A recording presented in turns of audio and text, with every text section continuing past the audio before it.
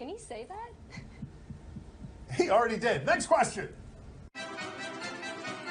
Can we trust that this year 5-0 Chiefs team won't fall like last year's? The Giants scored 30 points yesterday for the first time since 2016. The Chiefs did not play all that well against a great defense, and they put up 30 by accident. This team, though, this isn't the reason that I believe in them. It's not anything I actually saw yesterday, even though we know Jacksonville's defense is overwhelming. It's the way that proud defense talked afterward, where they gave voice to the idea that nobody has done this to them. Nobody has moved up and down the field the way this misfiring offense did on this day.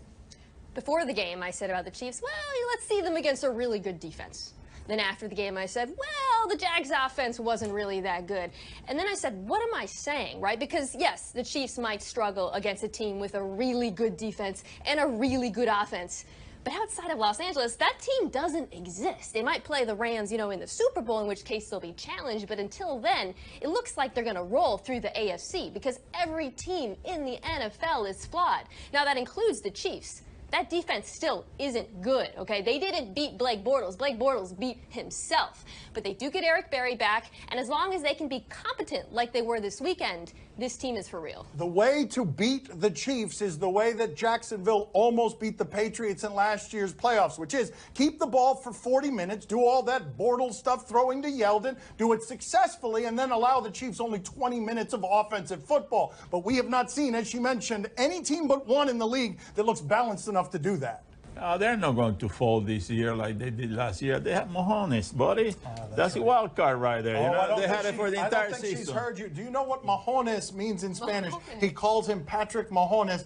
That's right. That is turds in Spanish, not turds. But that's right. It doesn't make any sense. Man of the hour. But my father likes to do it because he's the man of the hour. Does Mason Crosby deserve all of the blame for the Packers loss to the lowly Lions? My father burst into the room today. He just came in here. He was so happy because Aaron Rodgers lost and just started yelling at me. You're going to blame the kicker? Are you going to blame the kicker? Well, yes, actually, I'm going to blame the kicker because Aaron Rodgers was delightful yesterday, and Mason Crosby was as incompetent as anyone you will ever see kicking a football. In fact, that was as vulnerable as you'll ever see an athlete short-circuiting in front of you, where it seemed to grab him, even though he said afterward that on all of them he felt he had a good rhythm. Kickers don't look that incompetent unless something is a little bit short-circuited. Yeah, I'm not usually one to place all of the blame on the kicker because football's a team game and the other phases were not great for Green Bay, but I think you can kind of blame him in this case. He missed 13 points worth of kicks. They lost by 8.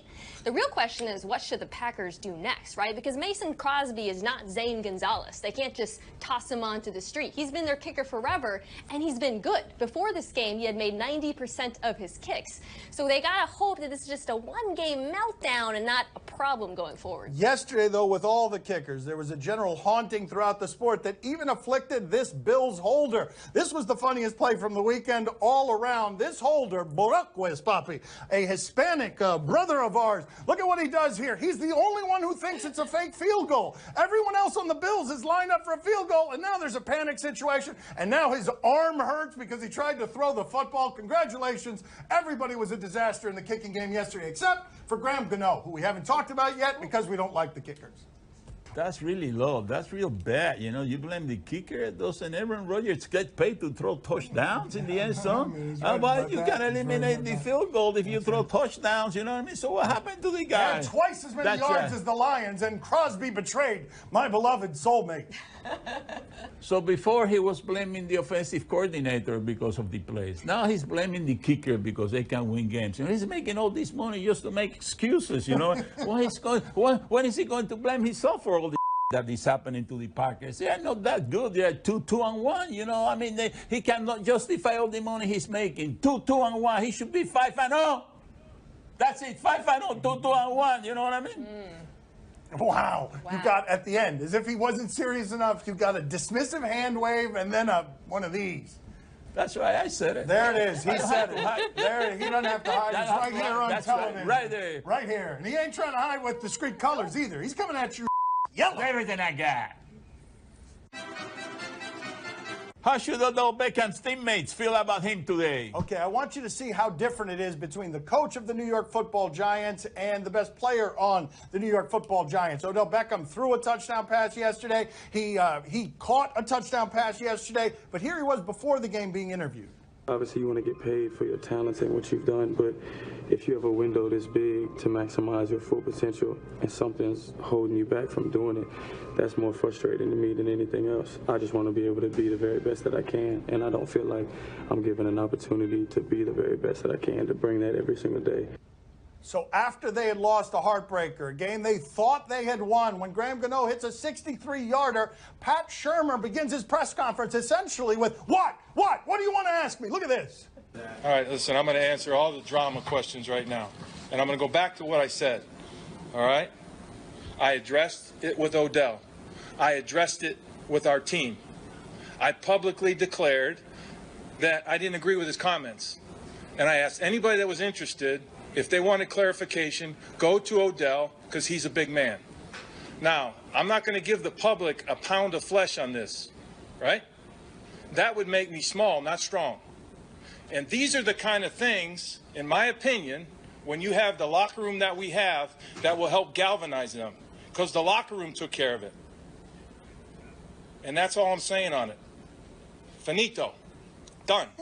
Finito. Wow. So the star wide receiver subtweeting the quarterback galvanized the locker room. And let's be clear, that was all about the quarterback. That was all about Eli Manning, which is beyond debate at this point, right? We're not asking, was Odell Beckham Jr. right when he kind of questioned whether Eli Manning still got it? Because we all know the answer to that question. No, we're asking, should his teammate, Eli, be upset with him? And I think there's some validity to the notion that teammates shouldn't criticize each other in public. But given the direction of this franchise and how long Odell Beckham Jr. is committed to it now, I kind of understand where he's coming from. This is the team that had the opportunity to draft a successor to Eli Manning, and they passed. And as anyone who's watched Eli over the last few years can tell you, passing sometimes doesn't work out. That's a bad joke. That's not a bad joke. It's such a bad joke. Coming up next on Highly Questionable.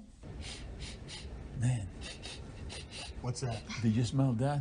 What are we smelling? What are you Oh, smelling? man. What are we smelling? I think that are the Falcons. Though. Oh, it is the Falcons. Woo! Was this good for the UFC? Yes, I'm sure they were really upset that it was trending on Twitter and that Khabib's now a household name. Poor Dana White must have been really, really distraught that it's the day after an NFL Sunday and we're talking about the UFC. Insurance that will